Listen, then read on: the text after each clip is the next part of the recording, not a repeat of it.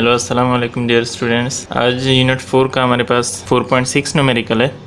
The steering of A car has radius, यह हमें radius दिया हुआ है। फाइंड हमने करना है torque, find the torque produce by a couple of 50 Newton. हमें फोर्स भी गिवन है, रेडियस भी गिवन है और हमने टार्क फाइंड करना है bye couple.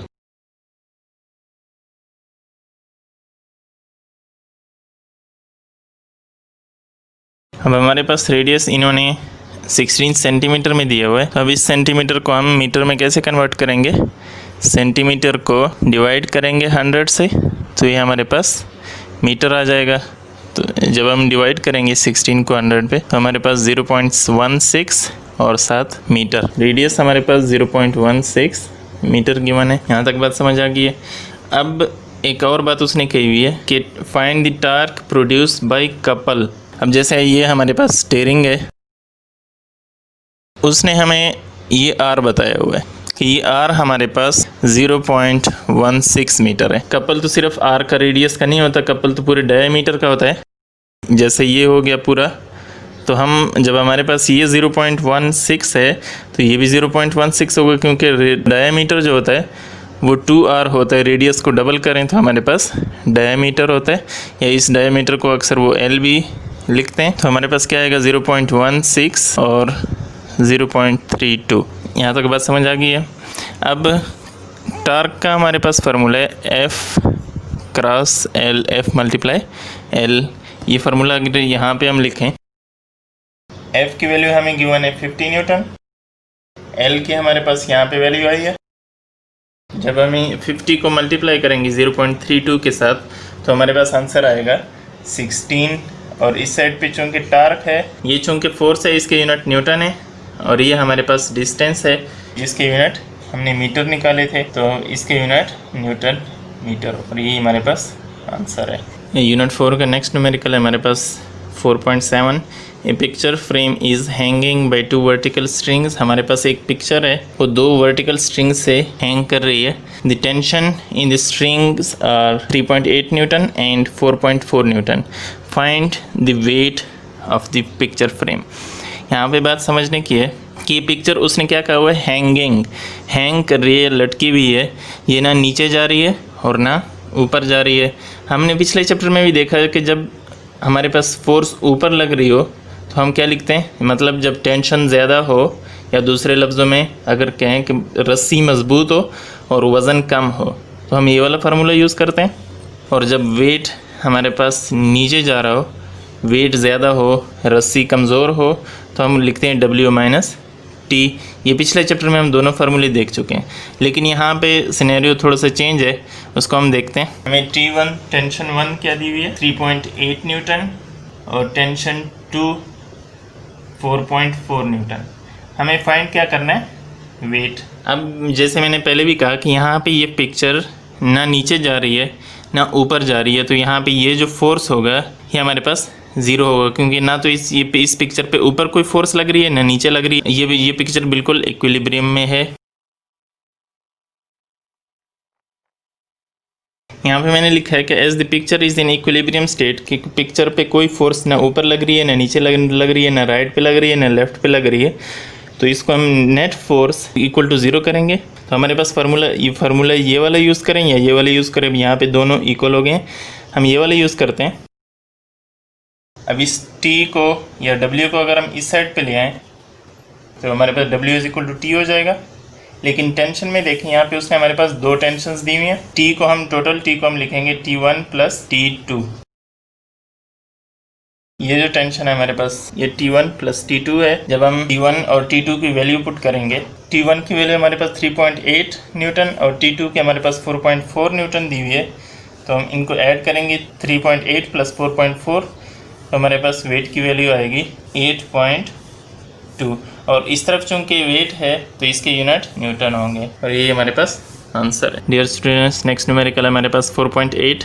2 blocks of mass is 5 kg and 3 kgs are suspended by 2 strings। हमारे पास 2 मैस दिए हुए हैं, एक मैस 5 kg है और एक 3 kg है। हम बड़े मैस को कैपिटल M से डिनोट करते हैं और छोटे मैस को स्मॉल m से। Find the tension in each string. Tension find करें T1 एंड T2 दोनों स्ट्रिंग की। T1 इस स्ट्रिंग की टेंशन है और T2 इस स्ट्रिंग की टेंशन है। अब हमारे पास पिछले न्यूमेरिकल में भी हमने देखा कि जब वेट ऊपर जा रहा हो तो हमारे पास ये फार्मूला होता है जिसमें T पहले होता है, W बाद में होता है, और यहाँ पे जब वेट नीचे आ रहा हो तो W पहले होता है और T बाद में होता है। लेकिन यहाँ पे देखें हमारे पास ये वेट ना नीचे जा रहा है ना ऊपर जा रहा है, तो हमारे पास नेट फोर्स, जैसे पिछले न्यूमेरिकल में भी हमने कहा कि इक्विलिब्रियम पोजीशन में है, ना नीचे जा रहा है ना ऊपर जा रहा है, तो हमारे पास ये जो नेट फोर्स है ये इक्वल टू ज़ीरो होगा। आप फिर उसमें ये फार्मूला यूज़ करें या ये वाला फार्मूला यूज़ करें, दोनों बातें इक्वल हो जाती हैं। मैं ये ऊपर वाला फार्मूला यूज़ करूँगा, और चूँकि मैं अभी इस मैस के लिए फाइंड कर रहा हूँ तो मैं इसको T1 का नाम देता हूँ और इस W को हम इस तरफ ले जाते हैं। अब यहाँ पे समझने वाली बात है, T1 में किसकी टेंशन है? इस मैस की भी टेंशन है और इस 5 kg मैस की भी टेंशन है, तो हम दोनों मैसेस को ऐड करेंगे ना, दोनों के वेट्स को ऐड करेंगे। मैं लिखता हूँ W1 plus W2 is equal to T1। तो हमारे पास W किस चीज़ की इक्वल होता है?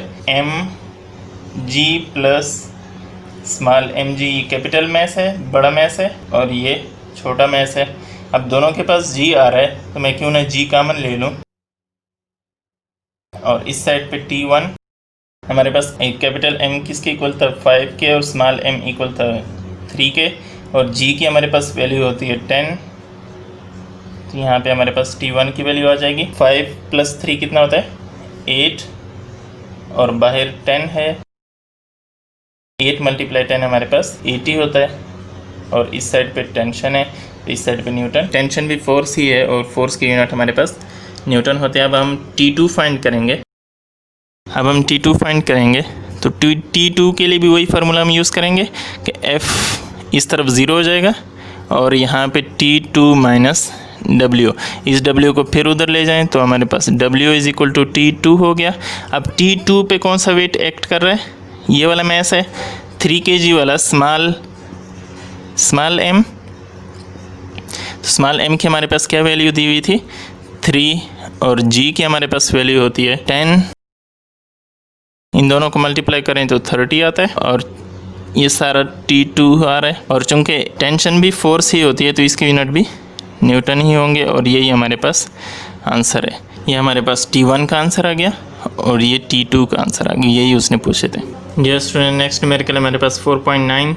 A nut has been tightened by force of 200 Newton using 10 centimetre of spanner.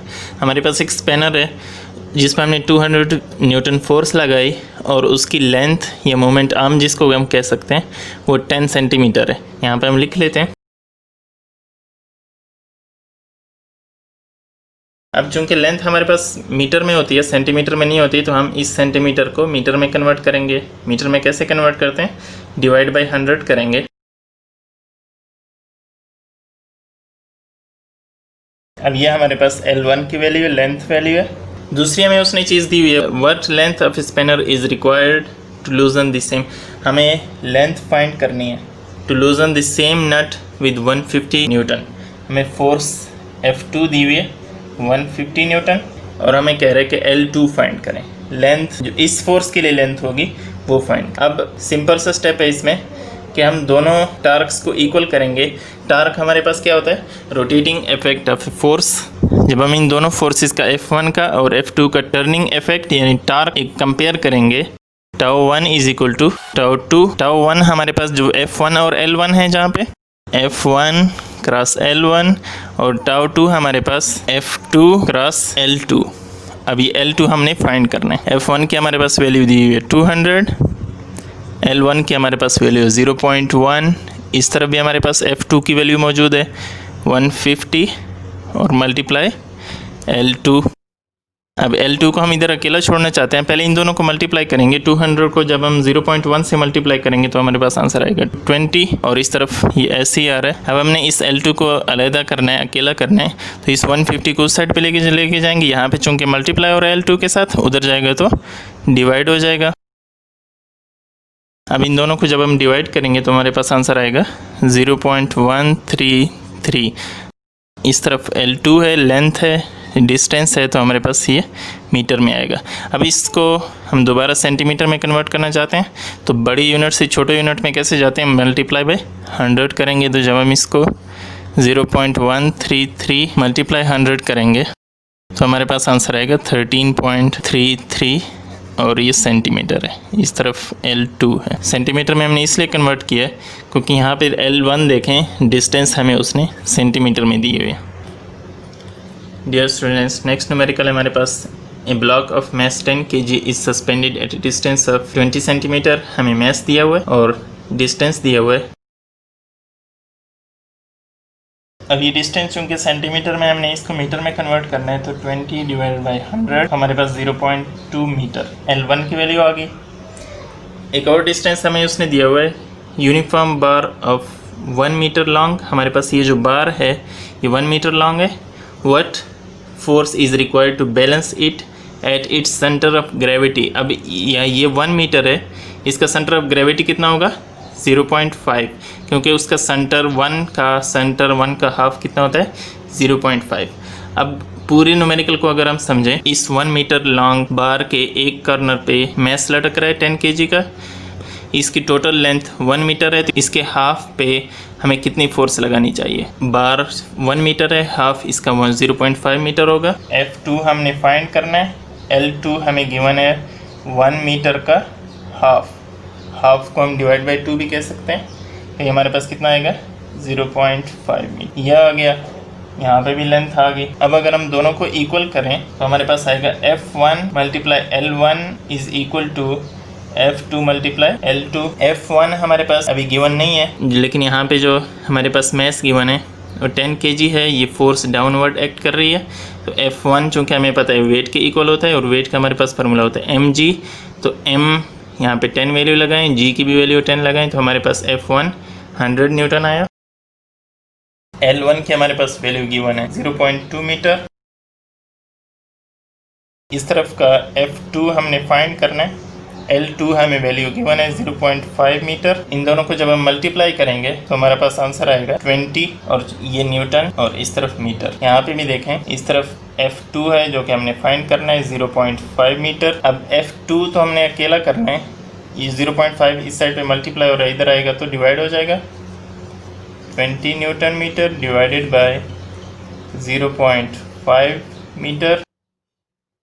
20 को जब हम डिवाइड करेंगे 0.5 से तो हमारे पास आंसर आएगा 40। और इस तरफ F2 है, क्योंकि ये मीटर और मीटर कट जाते हैं, सिर्फ न्यूटन रह जाता है और फोर्स की यूनिट न्यूटन होते हैं। तो यही हमारे पास आंसर है।